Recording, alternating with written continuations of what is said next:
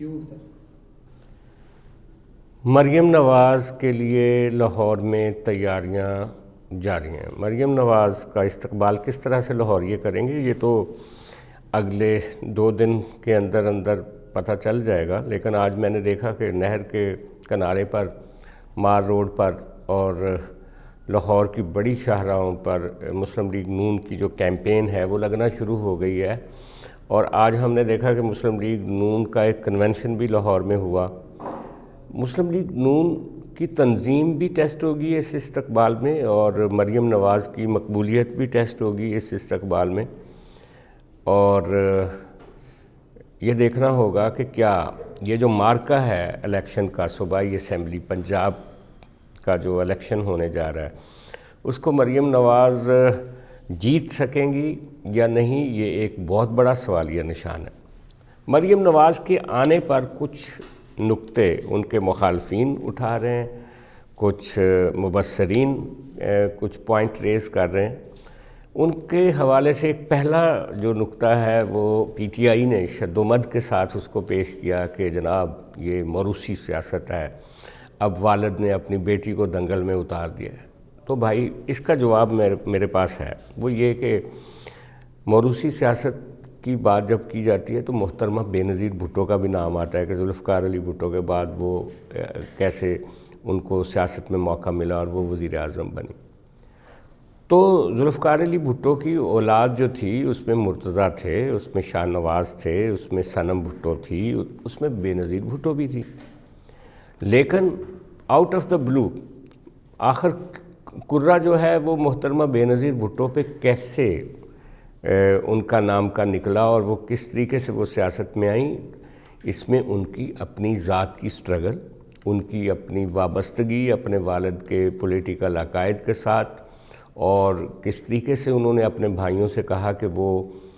جو مسلح جدوجہد ہے اس کی بجائے سیاسی جدوجہد کریں، اور سیاسی جدوجہد بھی ایسی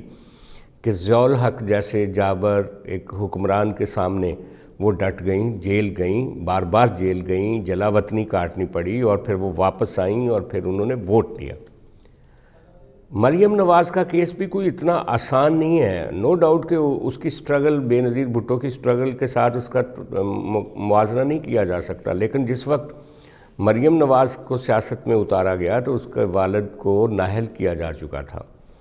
اور ہم نے دیکھا کہ میاں نواز شریف جو تھے وہ جیل میں تھے جب مریم نواز نے مسلم لیگ نون کی جو پاپولر ویو تھی اس کو برقرار رکھنے کے لیے پورے صوبے میں اور بلکہ پورے پاکستان میں کے پی میں اپنی کامیابی اور اپنی سٹرگل کے لیے ایک جدوجہد کی۔ اور ہم نے یہ بھی دیکھا کہ جب پی ٹی آئی کی گورنمنٹ تھی اس وقت مریم نواز ہی تھی جس کے پاپولر بیانیے کی وجہ سے پی ٹی آئی تمام ضمنی الیکشن ہار رہی تھی۔ تو لہٰذا یہ کہنا کہ موروثی سیاست میاں نواز شریف کے بیٹے اور بھی ہیں، حسین نواز، حسن نواز، وہ کیوں نہیں موروثی سیاست کی وجہ سے سیاست میں آگے بڑھ سکے؟ جس میں پوٹینشل ہوتا ہے، جس میں کچھ کرنے کی صلاحیت ہوتی ہے، اس کو کوئی بھی نہیں روک سکتا۔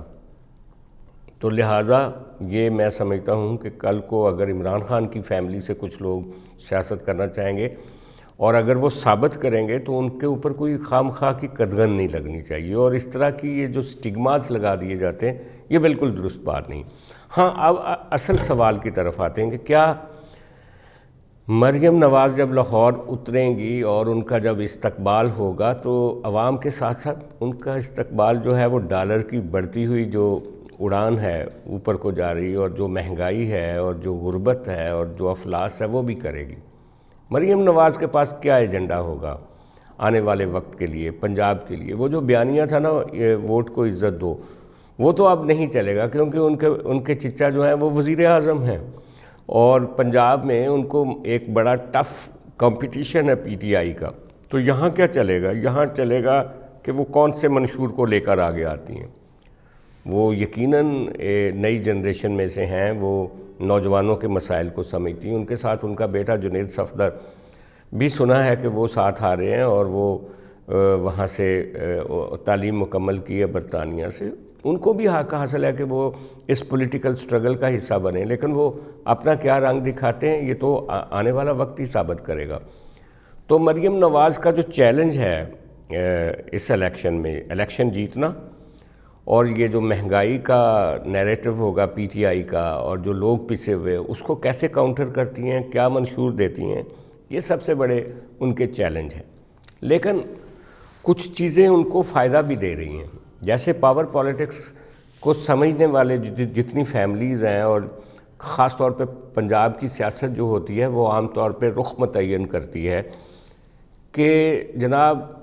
پاور دیٹ بھی، یعنی کہ اسٹیبلشمنٹ کا وزن کس طرف ہے۔ نو ڈاؤٹ کہ اس وقت اسٹیبلشمنٹ کہہ رہی ہے کہ ہم نیوٹرل ہیں، نو ڈاؤٹ کہ ان کا انفلوئنس اس طرح کا نہیں ہے جس طرح کا 2018 کے الیکشن سے پہلے عمران خان کو جس طرح سے بلڈ اپ کیا گیا تھا، اور باقی ساری سیاسی جماعتوں کے اوپر قدغنیں لگائی گئی تھیں، ان کے لوگوں کو ٹکٹ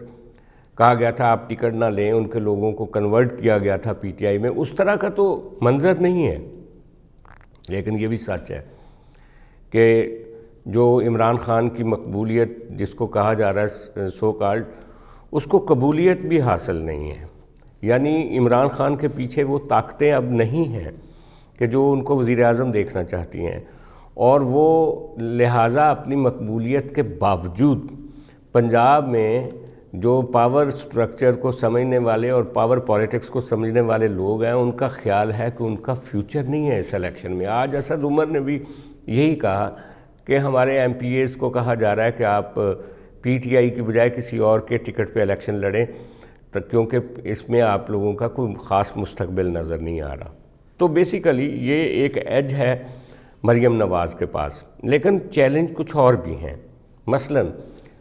کزنز کانفلکٹ جو ہے وہ مریم نواز کیری کر رہی ہیں کافی عرصے سے۔ آپ کو یاد ہوگا کہ جب پی ڈی ایم بنی تھی اور لاہور مینار پاکستان کا جلسہ تھا، اس کی ناکامی کی بنیادی وجہ یہ تھی کہ شہباز شریف صاحب کے فرزندان حمزہ شہباز اور سلیمان شہباز کی جو لابی تھی، انہوں نے پنجاب میں اس طرح سے جلسے کے لیے وہ ایکٹیویٹی اور موٹیویشن پیدا نہیں کی تھی، جس کے نتیجے میں وہ اتنا بڑا جلسہ لاہور میں نہیں ہو سکا تھا۔ آج بھی حمزہ شہباز سنا ہے کہ ناراض ہو کے لندن میں بیٹھے ہوئے ہیں، اور وہ کہہ رہے ہیں کہ جیل کاٹنے کے لیے میں ہوں، اور جب طاقت اور اختیار کی بات آتی ہے تو دوسرے لوگوں کو آگے کر دیا جاتا ہے۔ وہ آئیں گی مریم نواز اور سلیمان شہباز ان کے رائٹ لیفٹ پہ کھڑے ہوں گے یا نہیں ہوں گے، یہ بھی ایک سوال ہے۔ اور اس سے آگے ایک سوال ہے انکلز کی، جو مریم نواز کے جو انکل ہیں جنہوں نے سرو کیا ان کے والد صاحب کی کیبنٹ میں اور ان کے ساتھ تھے،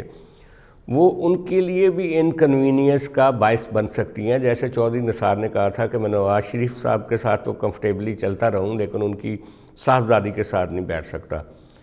شاہد خاقان عباسی کے بھی تیور کچھ بدلے لگتے ہیں، خواجہ آصف ہوں، خواجہ سعد رفیق ہوں، ان لوگوں نے جو آف دی ریکارڈ گفتگو کی، اس سے لگتا ہے کہ وہ انکنوینئنٹ ہیں مریم کے ساتھ۔ تو مریم انکلز کو کیسے ڈیل کریں گی اور اپنی ٹیم کیسی بنائیں گی،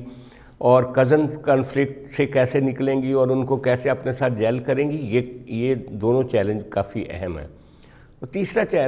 چیلنج یہ ہے کہ جب مفتاح اسماعیل وزیر خزانہ تھے تو وہ تنقید بھی کر سکتی تھی، وہ فیڈرل گورنمنٹ پہ کہہ سکتی تھی کہ وہ اکانومی کو ٹھیک طریقے سے مینج کریں، لوگوں کو ریلیف دیں، لیکن اب تو ان کی پسند کے وزیر خزانہ اسحاق ڈار صاحب آ چکے ہیں، تو وہ اسحاق ڈار صاحب کا جو ملبہ ہے وہ براہ راست میاں نواز شریف پر اور مریم پر ہے۔ تو وہ ان کے لیے یہ بھی چیلنج ہوگا کہ وہ اسحاق ڈار کے ذریعے جب مہنگائی بڑھ رہی ہوگی تو کیا لوگوں کے لیے ریلیف دلوا سکتی ہیں یا لوگوں کے لیے ریلیف ہو سکتا ہے۔ یہ ایک اہم بات ہوگی جس کے جو مریم نواز کی ریٹنگ کو طے کرے گا آنے والے وقت میں۔ لیکن اس کے ساتھ ساتھ اگر آپ دیکھیں تو تیاری بہت زبردست ہے۔ رانا ثناءاللہ جو پنجاب کے صدر ہیں، امیر مقام جو کے پی کے صدر ہیں، وہ دونوں مریم نواز کے ساتھ آ رہے ہیں، اور یہاں پہ اچھی خاصی ایک موبلائزیشن لاہور میں ہو رہی ہے۔ اب آنے والا وقت اور خاص طور پہ پرسوں جب وہ یہاں پہ لینڈ کریں گی تو دیکھا جائے گا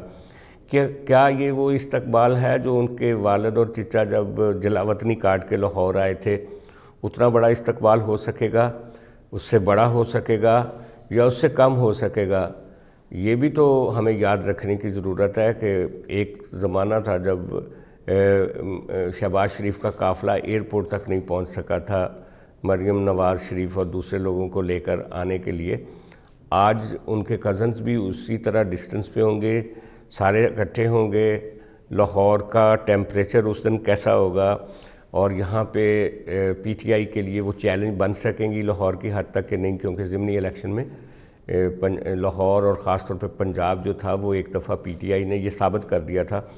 کہ مسلم لیگ نون اپنی ہوم گراؤنڈ پہ شکست کھا چکی ہے۔ اب